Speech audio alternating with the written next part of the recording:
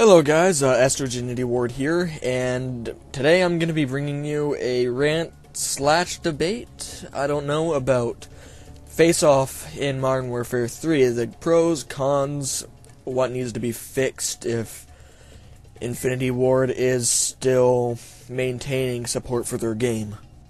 First and foremost, we're going to go with the spawns to start. One of the worst elements of the game I've seen ever. Alright, let's start off with the ground here. Team Red spawns in Coast, and Team Blue spawns in Cavern.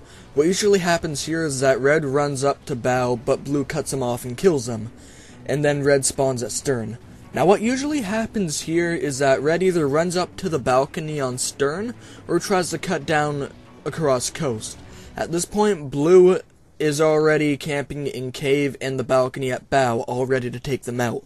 One person lays prone in Cave, overlooking deck into Stern. Now this usually cuts off the spawn from Stern and forces them to either spawn in either Cavern or Coast. But usually Cavern, because the one looking in the Cavern has their head poking out at Coast, which deems an unfair spawn by the spawn logic, if that makes any sense to you. And they basically have nowhere to go. If they try and go up into the walkway over to Cave, they get picked off. If they try to go across in the deck, they get picked off. If they go open to Stern, there's a slight chance they'll get picked off before they even reach the tunnel. But if they survive, unless the sniper sucks, then they'll get picked off when moving from rock to rock. Erosion has pretty good spawns. The only qualm I'd ever have with it, if it wasn't for the spawn protection, people who are camping up in the watchtower, they would be able to throw a grenade from a grenade launcher into every corner of the spawn. And if it wasn't for the spawn protection, they'd die in seconds. Now for Lookout, it's quite simple here. Red spawns up between rooftop and storage, and Blue spawns at gate. Now, this is just basically a battle for the hill, but there are a few complete bullshit spawn traps here. This map can go either way, so I'm just gonna point them out here.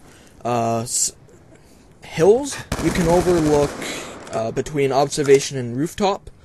You can also do the same for gate. You just use Stalker and move back once you kill someone and push back up. They'll spawn up between gate and pen at the far bottom right here. Also another one, you can go up at storage, and you can go to the barriers and just lay duck up there. And once someone dies, they'll usually spawn between rooftop and observation, and you can just pick them off every time as you go through there. There's a slight chance that they'll spawn between pen and observation, between the two buildings down there. But that's a really, really rare occasion. Alright, for Getaway, Blue spawns up on the patio between dining and kitchen, and Team Blue spawns between poolside and grass on the patio. Now what usually happens here, Blue runs across poolside up to deck, and Red just camps where they are. And one of the easiest spawn traps I've ever seen in a game. If you have Stalker, you can sit right by the stairway, pick them off. Okay, this is for a 2v2 scenario. There's one running along poolside, just running in circles, and the other's on the staircase looking through dining into the red spawn. And they just kill them, move to the left or right, out of the way of the stairs, and then moves right back up. And they just spawn there, and it's basically a fucking slaughterhouse. And they can just keep doing this and doing this and doing this, and the spawn logic won't change it because it deems it a fair spawn. Now, for U-turn, this is a fairly balanced spawn system, except for one. It involves tunnel. Between the three cars on the left side, if you hide behind the bright green one and peer down in the hole into tunnel, you could have actually watched people spawn, and they would just spawn over and over and over, and you could just get kill after kill, and they were basically defenseless through this. I experienced this a hell of a lot in 1v1. It is one of the most bullshit things, and yeah, you can't escape it. Okay, I'm not even gonna go with this. I'm not even gonna go into the spawn system on Vortex because it's retarded. People can hide behind the far left by shed and just watch them spawn right behind the blue spawn here, and it won't change no matter what.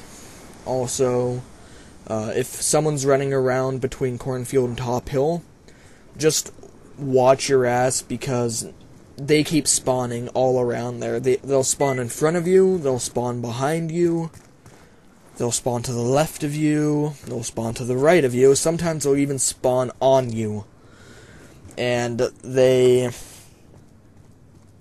I honestly have nothing to say more about this map. This map just fucking sucks.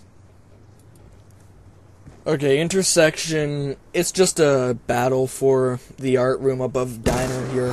There's only 2 designated spawns here, really. It's a very big rarity if you spawn on the top or bottom of Main Street.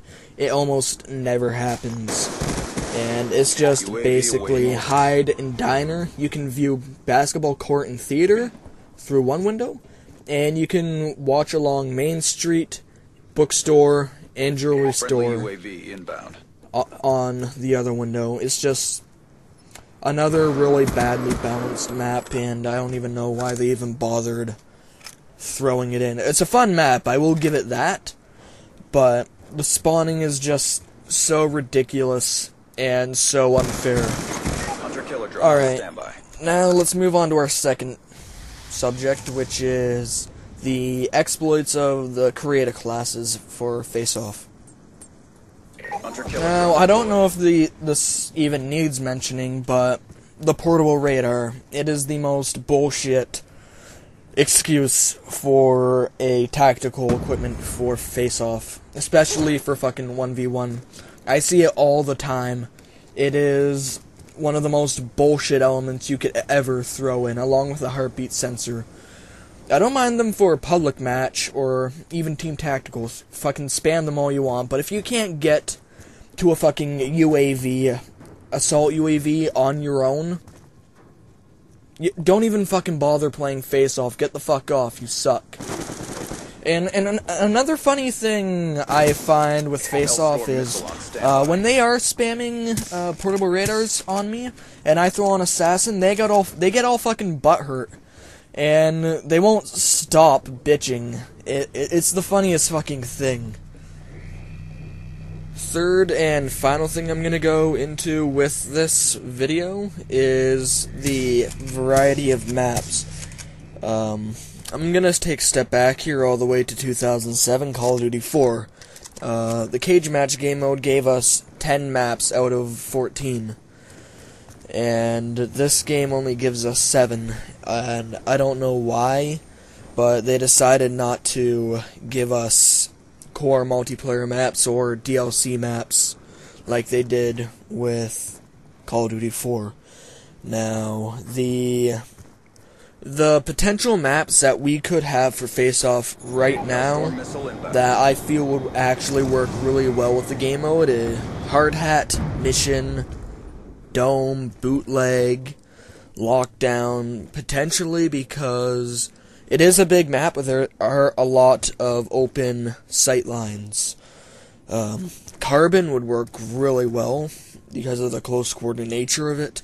Underground, Foundation, Black Box, Gulch, because of the symmetry of it. Parish, Seatown, Piazza, potentially, because, again, close quarters, but I feel it's a bit too big, but it is a possibility that it can work out. And the last one is Resistance, but again, potential, a bit big. It's a bit vertical too, and there's quite a few camping spots that I feel would be very bad, very bad.